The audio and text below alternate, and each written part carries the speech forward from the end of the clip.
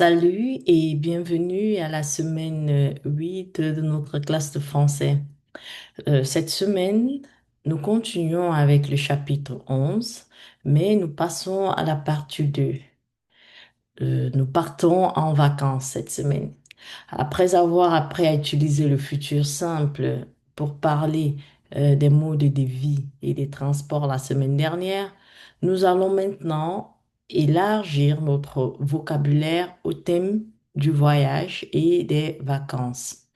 Nous allons aussi étudier les pronoms relatifs qui, que, dont, ou pour créer des phrases plus complexes. So this week, we continue with chapitre 11, but we move to partie 2. Let's go on vacation. After learning how to use the future simple to talk about lifestyle and transportation last week, we are now expanding our vocabulary to the theme of travel and vacation. We will also study relative pronoun qui, que, dont, ou, so we can build more complex sentence.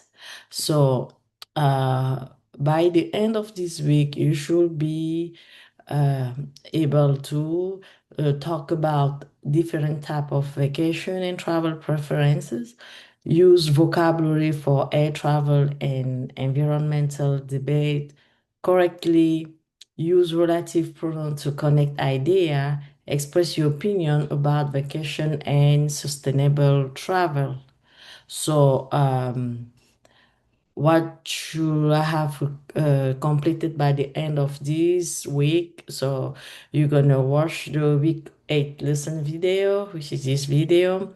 You're gonna review all associate material in this module, so this PowerPoint presentation, and complete all MindTap homework activities for chapitre 11 partie 2. Take the week 8 quiz, the week 8 quick check quiz and complete the weekly check question. Donc, sans plus attendre, nous allons commencer avec notre leçon de la semaine. Et comme d'habitude, nous allons démarrer avec une question. Où allez-vous? Où allez-vous? Donc, ici, où allez-vous? Vous allez répondre à cette question dans les réponses aux questions de cette semaine. J'aimerais bien que vous me parlez des endroits euh, où vous allez généralement en vacances. OK?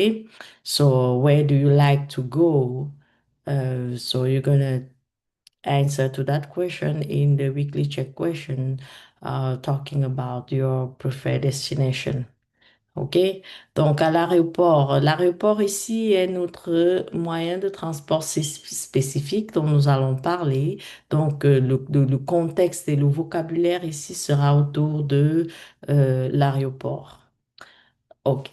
Donc, sans plus attendre, nous allons commencer avec ces quelques questions. OK? Nous avons ce graphique ici. Donc, partons en vacances. C'est une phrase assez excitante, n'est-ce pas?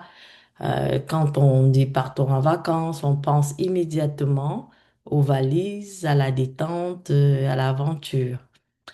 Donc, mais notre thème aujourd'hui, il est double. Comme vous le voyez sur les diapositives ici, nous allons aussi parler du transport aérien et de l'environnement. OK? Donc, avant de planifier notre voyage idéal, il est important de réfléchir à son impact. Donc, nous allons nous poser quelques questions. Donc, selon ce projet, quand vous regardez notre diapositive ici, euh, alors 1% de la population mondiale est responsable de 50% des émissions dans le secteur aérien. OK? Donc, qui contribue. l'aviation, OK, qui contribue fortement à la crise climatique, OK? Donc, 1% de la population mondiale contribue fortement à la crise climatique. 5% du réchauffement climatique mondial, et cela va continuer à croître. Donc, nous aurons dans les prochaines années 4% de croissance du trafic chaque année à partir de 2024. OK? Par exemple, un aller-retour Paris-New York, c'est égal à 2 tonnes de CO2, autant que c'est qu'un Français devrait émettre chaque année pour rester sur 1,5% de réchauffement. OK? Donc, nous constatons ici que 1% de la population mondiale est responsable de 50% des émissions dans le secteur aérien. Donc, selon cette diapositive, vous allez répondre à ces quelques questions. Selon vous, les vols contribuent-ils fortement à la crise climatique? Quel pourcentage de la population est responsable de 50% des émissions du transport aérien? Est-ce que le trafic aérien va continuer à croître après 2024? Donc, vous allez répondre à ces questions dans notre réponse aux questions de la leçon. OK? Donc, nous voyons comme ici, comme le constatons dans cette diapositive, les vols contribuent euh, fortement à la crise climatique. Ok. L'avion a un impact environnemental très important. L'avion est rapide, mais il pollue beaucoup. Donc, que pensez-vous des voyages en avion face aux problèmes du climat et de l'écologie? OK? Whereas planes are fast, but they cause a lot of pollution. So, what do you think about air travel in relation to climate and ecological problem? So, you're going to answer to the three questions here in your weekly check question. Les vols contribuent-ils fortement à la crise climatique? Quel pourcentage de la population est responsable de 50% des émissions du transport aérien? Et est-ce que le trafic aérien va continuer à croître après 2024? Donc, vous avez les réponses ici sur cette diapositive et euh, vous répondez sous un document Word dans votre weekly check question. Donc, partons en vacances. Okay, so let's go on vacation. Okay, it's an exciting idea, right? You immediately think of whiskers, relaxation, and adventure. So, donc, oui, oui, nous avons ici, disons, le vocabulaire à retenir et à apprendre. Nous avons une situation ici dans un aéroport où vous avez le vocabulaire à apprendre pour cette leçon. Donc, débarquer de l'avion, euh, un agent ou une agent de bord, une agent ou un agent de sécurité, la carte d'embarquement, une voyageuse ou un voyageur, un billet d'avion, une valise, un passeport, enregistrer les bagages. Donc, c'est le vocabulaire du vocabulaire de notre thème pour cette semaine. Donc, partons en vacances, OK? Donc, vous avez à l'étranger, that means abroad, un billet aller-retour, un trip ticket, un billet aller simple, one-way ticket, un permis de conduire, driver license, une pièce d'identité, a form of identification. Donc, je vous conseille de regarder ce vocabulaire et de l'apprendre. Ok. C'est très important pour la compréhension de notre leçon et même la grammaire qui va suivre. OK. Donc, regardons maintenant le premier exercice de compréhension. OK? Donc, il est important de vérifier vos réponses pour identifier les points de vocabulaire ou de compréhension qui pourraient qui pourraient être un problème pour vous. D'accord. Donc, qu'est-ce que vous associez à chaque mode de vie? Vous vous rappelez des modes de vie que nous avons étudiés dans le chapitre 10 des retraités, les fanas de la santé, une femme de la jet set, un homme d'affaires, un hippie, une mère et un père actif, une femme célibataire, un étudiant. Donc, qu'est-ce que vous associez à chaque mode de vie? D'accord? Donc, vous allez répondre aux questions avant de contrôler si vos réponses, elles sont justes. Donc, par exemple, qu'est-ce que vous associez à un mode de vie d'une retraitée? OK? Donc, les modes de vie et les voyages. Que pensez-vous? Une retraitée, qu'est-ce qu'elle, pendant son voyage, qu'est-ce qu'une retraitée préférait? Une auberge de jeunesse ou un gîte de passants? Alors, une retraitée, ici, je dirais un gîte du passant. Un fanat de la santé. Un fanat de la santé, qu'est-ce qu'il préférerait? Une chambre fumeur ou une chambre non fumeur? Bien sûr, le fanat de la santé, c'est une chambre non fumeur. OK? Quand on tient à sa santé, donc fumer, c'est pas conseillé du tout. Une femme de la jet set. Une femme de la jet set, si vous vous rappelez, les personnes de la jet set, c'est des personnes qui ont au standing de vie. Donc, un hôtel 5 étoiles. Un homme d'affaires, un homme d'affaires, euh, il emprunterait la classe affaires dans l'avion. Un hippie, une tente.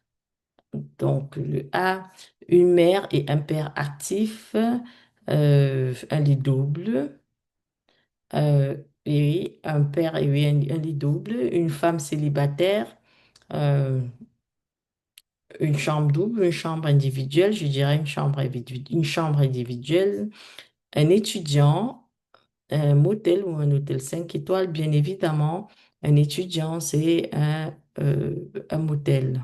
OK? Donc, étape 2, le château Frontenac, c'est quel genre de logement? OK?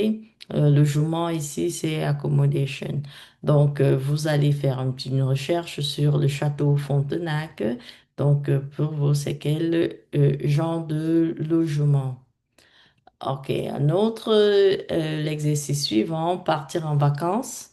Donc, la sœur d'Abia, Nadia, euh, et leur cousin Jérôme veulent partir en vacances. Écoutez ce qu'ils disent à l'agent de voyage pour déterminer le meilleur vol et hébergement pour eux. Donc, nous allons écouter et vous allez écouter ce qu'ils disent à l'agent de voyage pour déterminer le meilleur vol et hébergement pour eux. D'accord? Donc, nous avons voyage un. OK, je m'appelle Nadia. Je ferai un voyage de Montréal à Paris avec mon mari François. On partira le 6 juin et on rentrera le 16 juin. On veut voyager confortablement, donc on ne veut pas voyager en classe économique. On apportera 4 valises.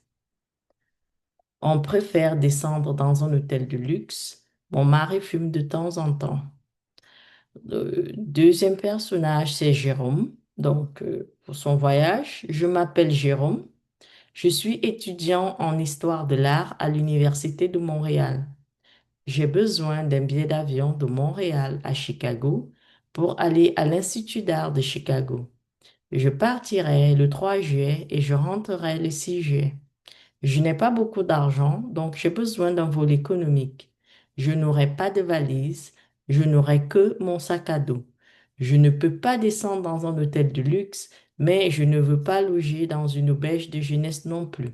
Je ne fume pas. Donc, nous avons deux profils de voyageurs ici. Nous avons Nadia et puis nous avons Jérôme. Donc, répondons aux questions. Donc, voyage un Nadia. Euh, Nadia, qu'est-ce qu'elle va prendre? Un billet aller simple ou un billet aller-retour? OK? Nadia, je ferai un voyage de Montréal à Paris avec mon mari François. On partira le 6 juin et on rentrera le 16 juin. Donc, Nadia, ce sera un billet aller-retour. OK? Donc, Nadia, ce sera un vol national ou un vol international? Donc, pour Nadia, a domestic flight or international flight. On va voyager confortablement. Donc, le vol de Montréal à Paris. Donc, c'est un vol international. La réponse ici, c'est vol international. OK? Euh, donc, ce que je vous conseillerais, c'est vous allez répondre aux questions sans regarder les réponses. Vous allez lire les deux profils et puis répondre aux questions. C'est très important. OK. Donc, comment voyagez-vous? Nous continuons toujours avec notre vocabulaire ici. Euh, donc, comment voyagez-vous? Uh, Please, I am going to ask you to take a moment to check your work. So you answer to the question, but take a moment to check your work. OK? Donc, comment voyagez-vous typiquement? Notez vos réponses. Vous voyagez en première classe ou en économique? Donc, moi particulièrement, je voyage en économie. Vous utilisez un agent de voyage ou Internet? Pour ma part, c'est Internet. Donc, vous préférez un siège près du hublot, the hublot is the window, ou un siège côté couloir? Moi, généralement, je préfère un siège près du hublot. Quel type de logement choisissez-vous? Généralement, euh, un hôtel, mais pas un hôtel 5 étoiles. Donc, vous préférez une chambre fumeur ou non fumeur? Pour moi, c'est non fumeur. OK? Et puis, vous perdez souvent votre clé d'hôtel. Hum, oui, quelquefois, ça m'arrive. OK? Vous utilisez souvent les services de chambre? Non, pas réellement. Donc, vous allez, you're gonna take your time and answer to the question. I encourage you to review the travel specific vocabulary in your textbook and in this presentation. Okay, so review word like the checking in, boarding, custom, counter. So, okay.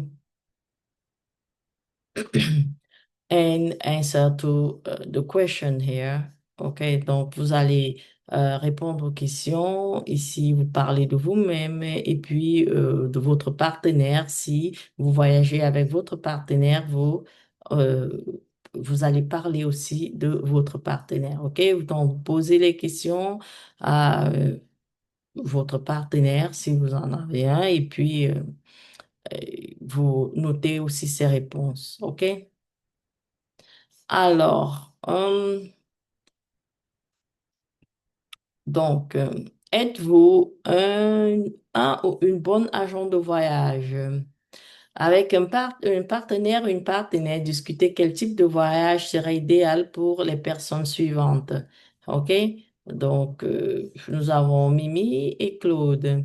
Mimi a comme occupation, c'est une mère célibataire et secrétaire. Elle vit à Tampa, en Floride. Euh, Nombre de voyageurs, 5. Donc, moi, mes trois enfants et ma sœur. Durée du voyage, 3 à 5 jours pour nous amuser. Argent à dépenser, ils ont 1000 $. Nous avons Claude. Claude, c'est un homme d'affaires célibataire et stressé. Il habite à Montréal, Québec. Nombre de voyageurs, il voyage seul. Durée du voyage, 1 semaine pour me détendre et rencontrer une femme. Argent à dépenser sans limite. Donc, ici, vous allez faire l'argent de voyage et selon les profils de Mimi et Claude, vous allez discuter quel type de voyage serait idéal pour ces différentes personnes. Et vous avez des suggestions, aller à Disney, descendre dans un hôtel de luxe, faire du camping, faire une croisière, louer une voiture, louer un chalet. Donc, quelles sont les suggestions ici adaptées à chacun de nos profils, à Mimi et Claude? Les questions à considérer, quel type de voyage proposez-vous? Où est-ce que les voyageurs iront? S'ils prennent l'avion, quel type de billets proposez-vous selon les différents profils? Et quel type de logement proposez-vous? Quel type d'activités sont possibles pour Mimi et Claude? OK. Donc, et puis,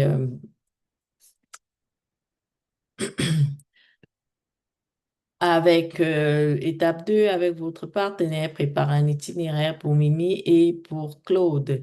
Donc, je dirais ici que comme vous n'avez pas, la classe elle est en ligne, donc vous allez juste préparer un itinéraire pour Mimi et pour Claude. OK? Et vous avez un exemple, Mimi peut faire du camping avec sa sœur et ses enfants à Wisconsin. Donc, OK, Et, et donc, nous entrons maintenant donc, dans la partie grammaire de notre leçon. OK? Donc, nous allons cette semaine parler des pronoms relatifs. Les pronoms relatifs. Donc, pour parler de nos vacances, nous allons relier deux idées. Parce que le pronom relatif est un mot qui relie deux parties d'une phrase. Donc, généralement, il remplace un nom pour éviter la répétition et ajoute des informations sur ce nom. OK? Il permet de connecter les phrases entre elles pour créer des phrases un peu plus complexes, plus intéressantes et permet donc d'éviter la répétition inutile. So a relative pronoun allow you to combine two ideas together into one sentence. Okay. Relative pronoun may be omitted in English, but they cannot be omitted in French. You have some example here. La femme qui parle est ma tante. La femme qui parle est ma tante. Donc, the woman who is speaking is my aunt. Euh, Ici, le pronom, il relie deux phrases. Il relie la femme qui parle, et puis il y a la femme parle, et puis elle est ma tante. Donc, le pronom relatif ici qui met ensemble ces deux phrases pour éviter la répétition. Donc, la phrase devient la femme qui parle est ma tante. Le livre que j'ai lu était drôle. Donc, nous pouvons avoir The book that I read was funny. Euh, Ici, nous avons déjà la phrase reliée complète, mais au départ, nous pouvons avoir deux phrases. Donc, j'ai lu les livres, il était drôle. J'ai lu les livres, il était drôle. Donc, pour ne pas avoir à faire une répétition, j'ai lu les livres étaient drôles, nous allons mettre ces deux phrases ensemble et les livres que j'ai lus étaient drôles. OK? Donc, pour les pronoms relatifs, we have qui, who, in English is who, that, which, que, that, which, dont, that, which, whom, whose, où, where, when. Donc, les pronoms relatifs que nous allons apprendre cette semaine, nous avons qui, que, dont et le pronom relatif où. Alors, euh, nous allons les étudier un par un. Donc, nous allons commencer par le pronom relatif qui. The relative pronoun qui replace the subject, okay? Person, thing, animal, or idea of the verb that follows. So, donc, le pronom relatif qui, c'est un des plus importants. OK? La règle clé est la suivante. Qui est toujours le sujet du verbe qui le suit. OK? Il remplace une personne, un animal ou une chose. Et il fait l'action du verbe. D'accord? Euh, Nous avons ici, elle parle à un homme qui porte une cravate. Donc, qui est toujours le sujet du verbe qui le suit. Donc, le verbe ici, c'est porter. Nous avons le pronom relatif qui et nous avons le sujet. OK? Donc, elle parle à un homme qui porte une cravate rouge. Elle parle à un homme. L'homme porte une cravate rouge, qui ici remplace le sujet pour qu'il n'y ait pas répétition. OK? Elle parle à un homme qui porte une cravate rouge. Donc, au départ, nous pouvons avoir, si, sans le pronom relatif qui, nous aurions, elle parle à un homme. L'homme porte une cravate rouge. Donc, les deux phrases sont mises ensemble et pour qu'il n'y ait pas la répétition du sujet homme, nous remplaçons homme par qui?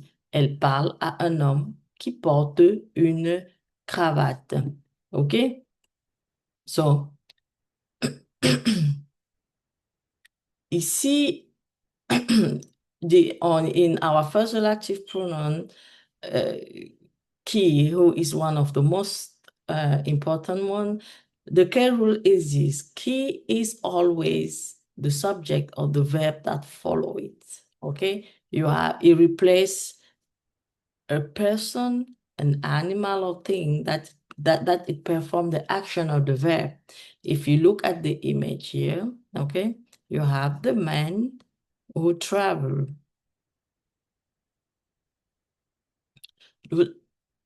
No, okay, sorry. You have she's talking with the man who is wearing a red tie. Okay, so key here replace the subject, so man, the man, and is key is always the subject of the verb that follow it. The verb here is bought, and we have the relative pronoun key. Okay, so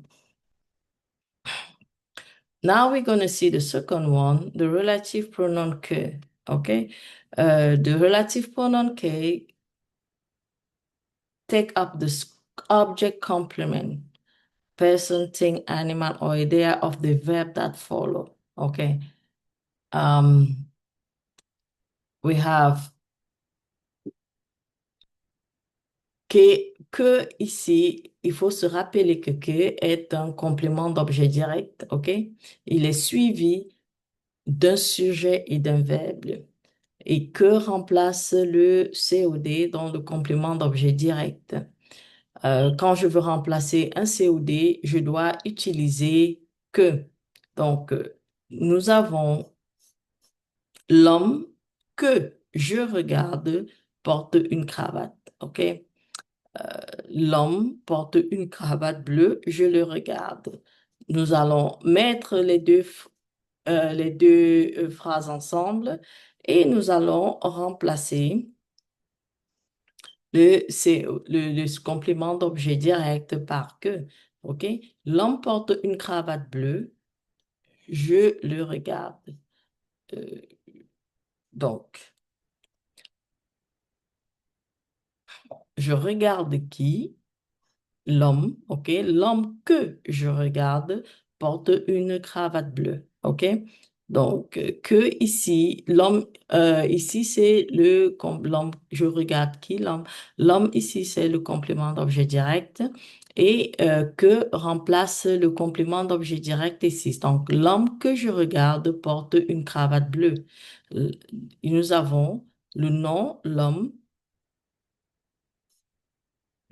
Excusez, voilà. On revient ici. Oui, l'homme que je regarde porte une cravate bleue. OK, donc nous avons le nom ici, l'homme. Le que, c'est le pronom relatif.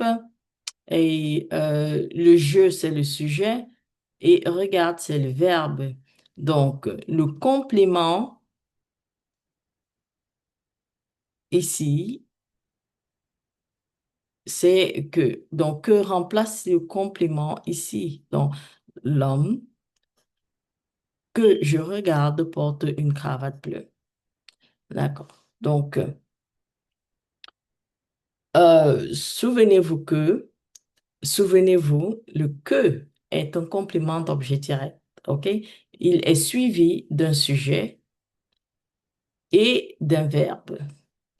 Que remplace le COD. Donc, que remplace le COD.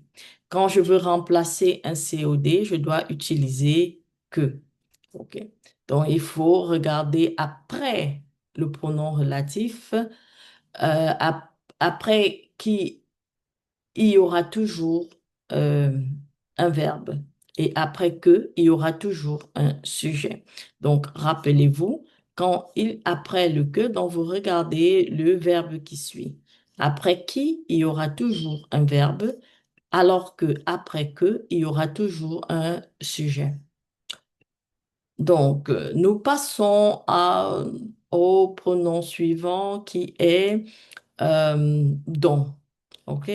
Donc, la règle est différente. Quand on veut remplacer un complément introduit par la préposition de, on dit, parce qu'on dit parler de quelque chose, ou se souvenir de, ou rêver de, ou avoir besoin de. Donc, si il y a deux, on va utiliser le pronom relatif don, OK? The relative pronoun don take the object complement, so the person, the thing, animal, or idea of a verb that is constructed with the preposition the. So pay attention. If you use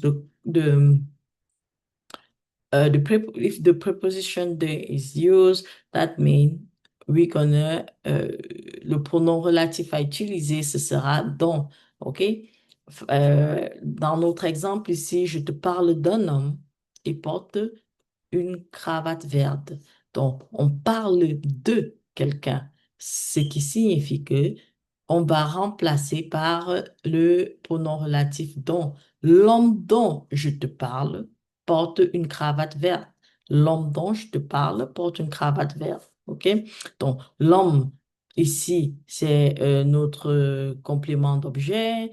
L'homme dont je te parle, dont, OK, ici, va remplacer le complément d'objet. OK. Donc, l'homme dont je te parle porte une cravate verte. OK. Donc, on parle de quelqu'un. Il faut faire et prêter attention à ça.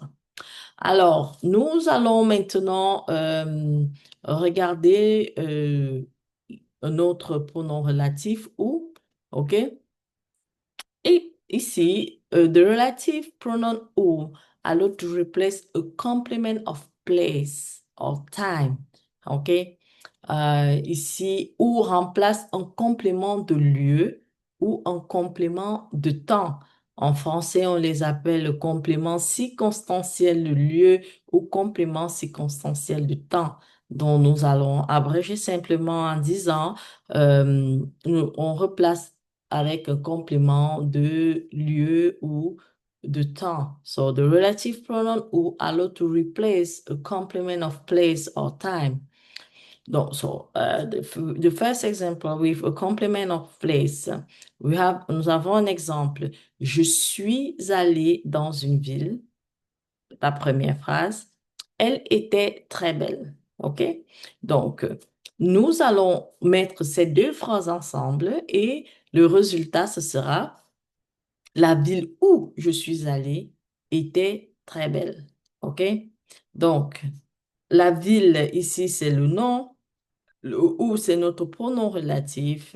Je suis allée était très belle. Donc, le verbe ici, c'est suis allé. OK? Le où ici remplace euh, un complément de lieu. OK? La ville où je suis allée était très belle. D'accord. Donc, vous avez la première phrase, je suis allée dans une ville. la ville était très belle. Alors, pour éviter la répétition de nous allons remplacer donc par un pronom relatif, par le pronom relatif ou, ici, qui va prendre la place du complément de lieu. La ville où je suis allée était très belle. OK? Complement of place. Donc, je suis allée OK, the, the city where I went was beautiful. OK? Je suis allée, ici, c'est le verbe, et la ville, noun, ou c'est le pronom relatif. D'accord. Alors, pour résumer tout cela, la règle à comprendre est la suivante. Donc, pour le pronom relatif qui, le pronom relatif qui, il sert à remplacer le sujet. OK? Donc, vous allez regarder, généralement, vous regardez après votre verbe. OK? Donc, vous allez regarder qui is always the subject of the verb that follow it. OK? Donc, vous allez regarder le verbe qui suit. Et donc, qui remplace le sujet? OK? Il sert à remplacer le sujet. Il replace a person, animal, or thing, and it performs the action of the verb. OK? Donc, il sert à remplacer le sujet. Je connais l'homme. L'homme est assis sur un banc. Je connais l'homme qui est assis sur un banc. OK? Donc, le pronom relatif que, lui, par contre, il sert à remplacer le complément d'objet direct. Tu as acheté des pommes. Je mange les pommes. Je mange quoi? Les pommes. Les pommes ici, c'est notre complément d'objet direct. Donc, nous allons remplacer les pommes par que. OK? Et que est toujours suivi par un, un pronom. Un pronom personnel. Donc, je mange les pommes que tu as achetées. OK? Et nous avons l'accord avec acheter ici. Donc, je mange les pommes que tu as achetées. Que ici remplace le complément d'objet direct. Donc, je mange quoi? Je mange les pommes. OK? Donc, pomme ici est remplacé par que pour éviter la répétition. Je mange les pommes que tu as achetées. Le pronom relatif au, il sert à remplacer un complément de lieu et de temps. Par exemple, ce quartier est très animé. J'habite dans ce quartier. Donc, pour éviter la répétition, mettant les deux phrases ensemble, nous allons dire, le quartier où j'habite est très animé. OK? Ou ici remplace le quartier, donc remplace ici un complément de lieu. Donc, un complément circonstanciel de lieu. Ce quartier est très animé. Notre première phrase est j'habite dans ce quartier. Notre deuxième phrase, nous allons mettre les deux phrases ensemble et pour qu'il n'y ait pas répétition ici du quartier, du lieu, du lieu, nous allons remplacer quartier par où. Le quartier où j'habite est très animé. Un autre exemple, je me rappelle ce jour, tu t'es marié ce jour-là. OK? Ici, c'est un complément de temps. Donc, le jour, je me rappelle ce jour, tu t'es marié ce jour-là. Nous allons mettre les deux phrases ensemble et nous allons remplacer ce jour-là, donc ce complément de temps, par où. Je me rappelle ce jour où tu t'es marié. Dont, le pronom relatif dont sert à remplacer un complément précédé de la préposition de. J'ai une amie, le mari de cette amie est pilote. Et j'ai une amie dont le mari est pilote. OK? Donc, il sert à remplacer un complément précédé de la proposition 2. On a, j'ai une amie, le mari de cette amie est pilote. Nous avons les deux phrases. Donc, nous allons, pour les mettre ensemble, nous allons, j'ai une amie dont le mari est pilote. OK? J'ai un fils, je suis très fière de lui. J'ai un fils dont je suis très fière. OK? On est fier de quelqu'un. OK? Euh, et oh, prends ce médicament, tu as besoin de ce médicament. Prends ce médicament dont tu as besoin. On a besoin de quelque chose. Donc, pour résumer en fait tout cela, euh, qui remplace, disons, qui c'est le sujet, il est suivi directement d'un verbe. OK? Donc, qui, subject is followed directly by a verb. C'est la première pièce du puzzle. C'est la première. Donc, et que par contre, que est un complément d'objet direct, dont remplace un complément introduit par deux. Et puis, nous avons le ou qui remplace un complément de lieu ou de temps. OK? Euh, donc, je dirais que la clé ici est de se poser la question, verbe plus quoi pour que, verbe plus de quoi pour dont. OK? Donc, the key is to ask yourself, verb plus what for que and verb of what for dont. OK. Essayons de résumer tout cela ici. Donc, how do I know if I should use qui, que, dont, ou? OK. Um, the element, if the element of on which you want to add information is the subject of the verb that follow, you ask that question. If the answer is yes, you must then use the relative key. Okay? So if the element of which you want to add information is the subject of the verb that follow, you're gonna, if yes, you must then use the relative pronoun qui. If instead is no, the element to which we want to add information is the complement of the verb that follow. If it's yes, so the additional information a complement of place or time. If it's yes, you're going to use ou. If it's no, the following verb is consulted with the preposition de. If yes, you use dont. If no, you're going to use que. Like I was saying, verbe plus quoi pour que et verbe plus de quoi pour dont. OK? So, je vais répéter pour plus d'éléments. Donc, comme nous l'avons dit euh, au départ, disons, les pronoms relatifs disons, les pronoms relatifs relient deux parties d'une phrase. Nous l'avons dit au départ. Ils remplacent un nom pour éviter la répétition et ajoutent des informations sur ce nom. OK? Donc, la première chose que vous devez avoir en tête, c'est à quoi sert un pronom relatif? Il relie deux parties d'une phrase. OK?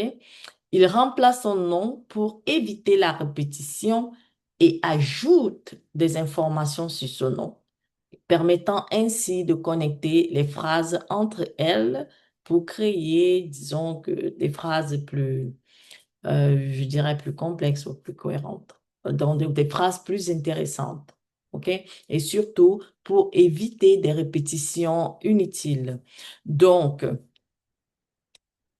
Dans ce schéma, how do I know if I should use qui, que, dont, ou? So, if the element on which you want to add information is the subject of the verb that follow. So, if the element when you want to add information is the subject of the verb that follow, you're going to use qui. If it's not, you're going to ask another question. The element to which we want to add information is the complement of the verb that follow. If that element is the complement of the verb that follow, if yes, you ask another additional question. Is additional information a complement of place of time? So if it's about a complement of place of time, you're going to use ou. If it's not, you're going to see if the following verb is constructed with the preposition de. If the preposition de is used, par exemple, avoir besoin de, se fier de, parler de, we're going to use, you must then use the relative pronoun don. Don. If it's no, you must then use the relative pronoun que. OK? Et donc, je dis ça en résumé un tout petit peu, c'est ça, c'est l'usage des pronoms relatifs que, qui, dont et où. OK.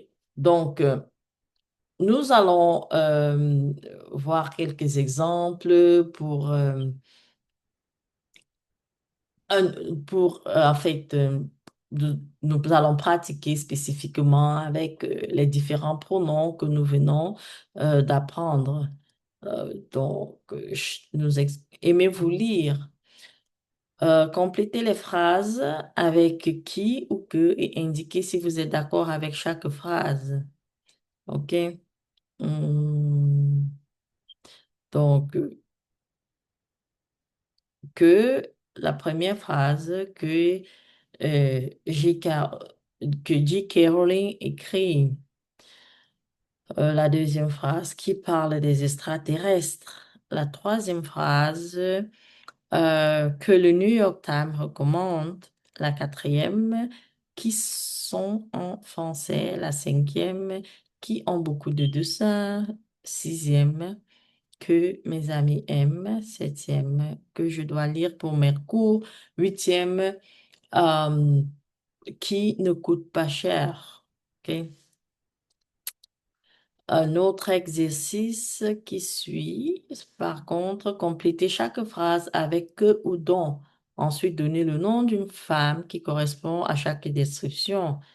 Voici la femme dont la mère est célèbre, que tout le monde entier admire, dont les hommes adorent, que les hommes adorent, pardon.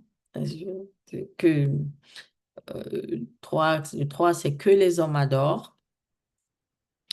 Et dont les journaux parlent et dont la voix est très belle, dont les hommes ont peur et que les parents détestent et dont on se souviendra. OK?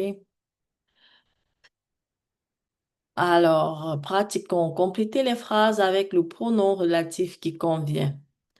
Euh, euh, I gave you some hint in parentheses. OK? Donc, tu as regardé un film donc la première réponse, tu as regardé un film et ça fait pleurer. Donc, prenez un moment et répondez aux questions avant de regarder les réponses. Ça va vous aider à mieux comprendre. Vous avez là des petites indications qui vont vous aider à répondre aux questions. Ici, il est à un temps spécifique, donc ça veut dire que c'est un complément circonstanciel de temps, un complément de temps tu cuisinais, on cuisine quelque chose, donc tu n'as pas goûté la tarte euh, que j'ai cuisinée. Donc ici nous avons un COD.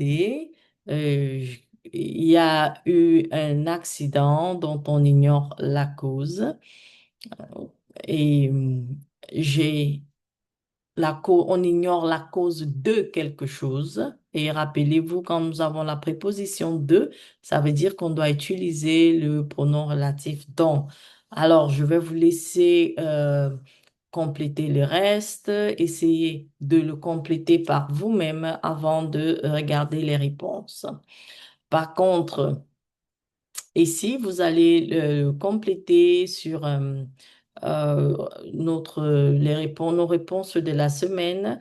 Vous allez compléter ce- cette partie. Vous avez le worksheet, donc vous pouvez vous connecter à ça. Ça vous ramène sur cette page.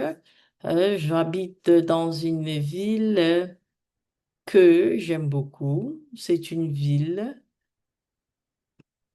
où il y a beaucoup d'espace, donc en complément de lieu. Je vais vous laisser compléter cela et si vous ajoutez en fait les réponses, quand vous avez fini, vous pouvez télécharger et puis les ajouter aux réponses de la semaine.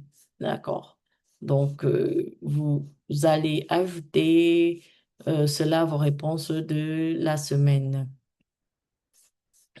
Très bien. Donc, nous avons un autre euh, exercice ici, donc les potins et les opinions. Créez des points ou exprimez votre opinion sur ces sujets en utilisant les pronoms relatifs qui, que, dont et où. Dites vos potins opinions à une partenaire.